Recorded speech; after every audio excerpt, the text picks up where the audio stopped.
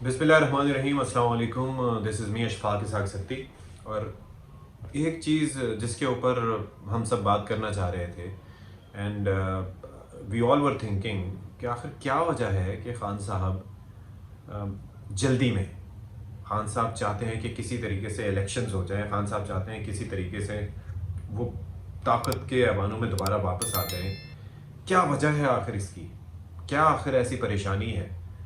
क्योंकि मेरे जहन में ये था, या मुझे ये लगता था कि जो 26 नवंबर के बाद और जो अहम तैनाती होनी थी उसके बाद, तो अब ज़ाहिर है कि उनके पास कोई ऐसी चीज़ नहीं रह गई थी जिसके ऊपर वो बारगेन कर सकें।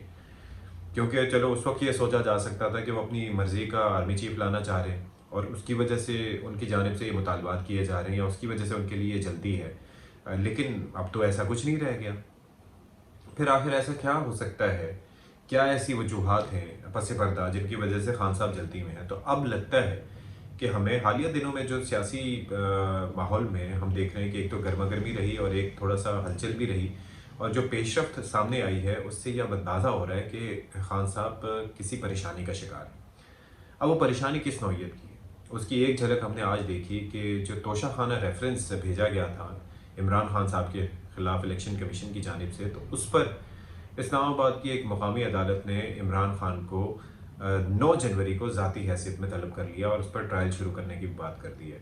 अब ये चीज़ खान साहब के लिए बड़ी परेशानी का बायस है। जिस तरह से हम ये बात करते आ रहे हैं कि ये जो जिस तरीके से ये तहाइफ लिए गए, जिस तरीके से ये कोड़ियों के मोल लेकर फिर उसके बाद मुनाफा बख्श तौर पर उन्हें बेचा गया, तो ये मामला खान साहब का पीछा करेगा।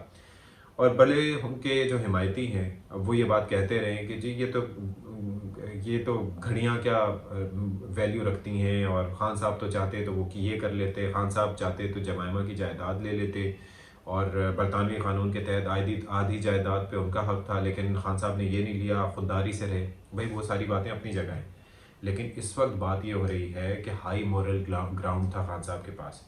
वो हमेशा दूसरों से इसी चीज़ का तकाजा करते थे। वो रियासत मदीना की बात करते थे, और रियासत मदीना में तो हम ये देखते थे कि छोटी छोटी चीज़ पर आपकी जवाबदेही होती थी, आपसे बाज़पुरस की जाती थी।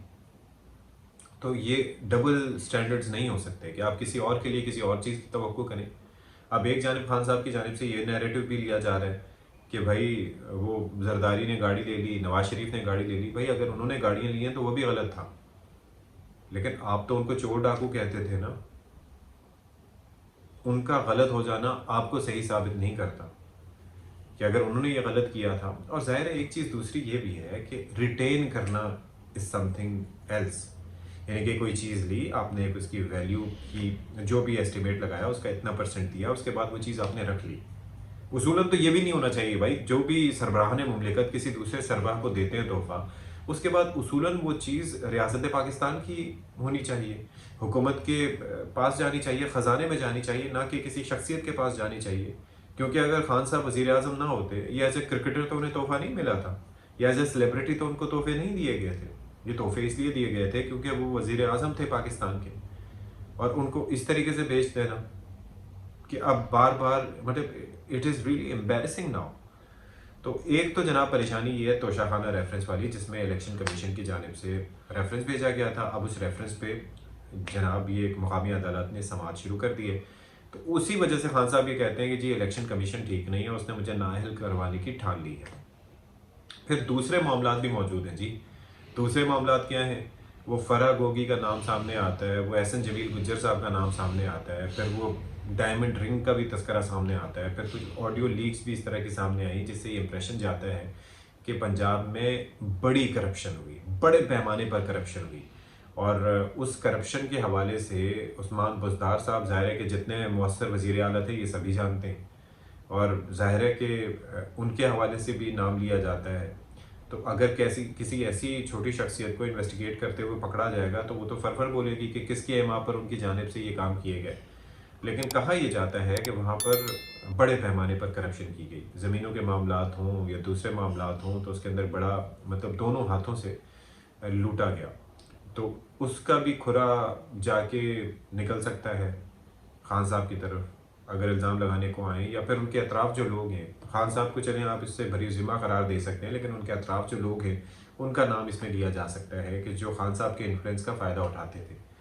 پھر اسی وجہ سے سوال کیا جاتا ہے کہ جی فرق ہوگی کو یہاں سے فرار کس نے کروایا ملک سے باہر، تو اتنا پروٹوکول ان کو کس نے دیا تھا کہ وہ وہاں پر جو بشرا بی بی کے امام پر اس طرح کی ان کی مطلب یہ کہ منظوری سے یا نامنظوری سے جو بھی اس طرح کے کام کرتی تھیں، ایٹ ٹائمس تو ان کو بھی پتہ نہیں ہوتا ہوگا کہ وہ کیا کر رہی ہیں فرح صاحبہ. لیکن یہ ایک بڑی پریشانی کی بات ہے خان صاحب کے لیے، ان کی سیاست کے لیے، کہ اگر ایسا ہوتا ہے تو. پھر دوسری چیز یہ ہے کہ آپ کو ایک بات اچھی طرح سے پتہ ہے کہ ابھی تو ایک شور مچا ہوا ہے نا، کہ الیکشن کا ایک مومنٹم بنا ہوا ہے، گو کہ ایک سیٹ بیک تھا خان صاحب کے لیے یہ جو نومبر میں جو تعیناتی ہوئی، لیکن اس کے بعد بھی وہ اپنے موقف پہ قائم ہے کہ ان کا مطالبہ کوئی نہیں مانا گیا اور کچھ بھی وہ حاصل نہیں کر پائے، اور اس کے بعد انہیں وہاں سے واپس لوٹنا پڑا یہ اعلان کر کے. اب اگر اسمبلی تحلیل کر دیتے ہیں تو اس میں مونس لائی وغیرہ نے ان کو یہ بھی کنوے کیا ہوگا کہ بھائی 25 مئی کو جو انسیڈنٹ ہوا تھا اس کے اندر بڑی مار پڑی تھی، ٹھیک ہے، شیلنگ بھی ہوئی، سارا کچھ ہوا، ساری چیزیں ہوئیں. تو اگر حکومت بھی چلی جاتی ہے پنجاب کی بھی اور کے پی کی، تو وہ ایک جو کور آپ کو ملتا ہے، ایک پروٹیکشن ایک طرح سے ملتی ہے دو صوبوں کی، وہ بھی نہیں رہے گی. پھر اس الیکشن کمیشن کے ہوتے ہوئے اگر الیکشن ہوتے ہیں تو کیا ان کے نتائج آپ قبول کریں گے؟ یہ بھی دیکھنے کی بات ہے. پھر دوسری ایک اور چیز بھی ہے کہ جب گرد بیٹھتی ہے تو پھر ظاہر ہے کہ یہاں سے اگر فرض کریں کہ مقدمات کھلنے شروع ہوتے ہیں، وہ چینی والا جو اسکیم آپ کو یاد ہوگا کہ وہ، پھر آٹے والا اسکیم یاد ہوگا کہ وہ 400 ارب روپے کی کرپشن کا معاملہ تھا، وہ ساری چیزیں کون کون لوگ اس سے فائدہ اٹھا کے گئے، کن کن لوگوں نے اس سے مطلب فائدہ بٹورا. پھر وہ کیانی صاحب والا معاملہ تھا، صحت کا ایک اسکینڈل تھا، اس کے حوالے سے بھی کافی باتیں اٹھی تھی کہ جناب کس طرح سے فائدہ اٹھایا تھا. تو کئی چیزیں ایسی ہوتی ہیں کہ یہاں پر تو کسی کو پھنسانا، اور رانا ثناء اللہ صاحب کو وہ نارکوٹکس والے معاملے میں کس طریقے سے پھنسا دیا گیا تھا اور ان کو جیل میں رکھا گیا تھا. خواجہ سعد رفیق نے جیل کاٹی، کئی لوگ نون لیگ کے، کئی احسن اقبال صاحب کو پکڑ لیا تھا. تو یہ تو بائیں ہاتھ کا کھیل ہوتا ہے نا کہ اپنے مخالفین کو اس طرح سے پھنسا دینا.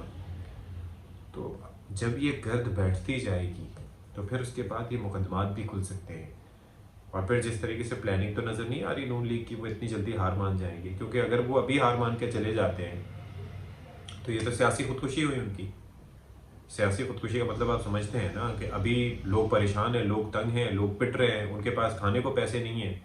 تو ابھی وہ ظاہر ہے کہ وہ تو سمجھیں گے کہ خان صاحب کے تو کوئی مسئلہ ہی نہیں تھا، وہ تو ٹھیک ٹھاک، انہوں نے مطلب معیشت ان کے یہاں بہتر حال میں تھی. اب ظاہر ہے کہ 150 روپے درجن انڈوں کا تقابل اگر 300 روپے درجن انڈوں سے کریں گے تو ظاہر ہے کہ وہ پتہ چلے گا نا کہ وہ تو وہاں پر تو حالات نسبتاً بہتر تھے. اب ایسی سچویشن میں خان صاحب اسی لیے چاہتے ہیں کہ وہ مقدمات ان پر قائم نہ ہوں، اور اس کے لیے مذاکرات بھی چل رہے ہیں.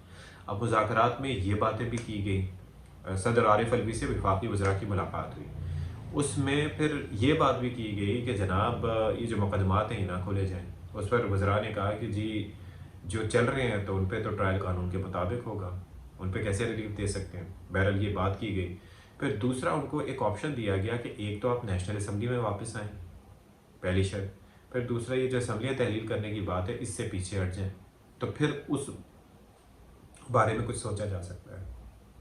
تو یہ جو ملاقاتیں ہو رہی ہیں نا یہ بڑی اہم نوعیت کی ہیں کہ اس میں جناب کبھی خاف لیگ کے رہنما ملتے ہیں پریزیڈنٹ صاحب سے، کبھی اسحاق ڈار صاحب ملتے ہیں، کبھی اعظم نذیر تارڑ صاحب ملتے ہیں.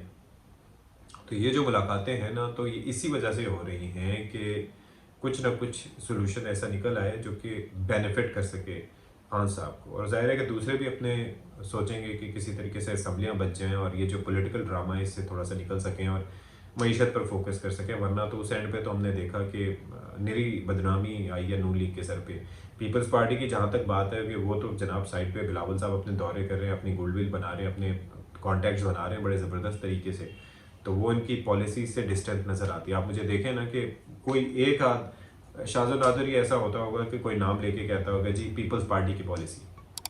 ہر کوئی کہتا ہے کہ نون لیگ کی پالیسی، نون لیگ کے وزراء کی وجہ سے یہ ہو رہا ہے. اسحاق ڈار کی ناکامی، اسحاق ڈار کس کا بندہ ہے؟ نون لیگ کا.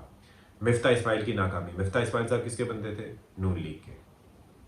خارجہ محاذ پہ سب راوی چین ہی چین لکھ رہے ہیں. وہ تو ایف اے ٹی ایف کا کریڈٹ بھی پیپلز پارٹی اپنے کھاتے میں ڈال سکتی ہے.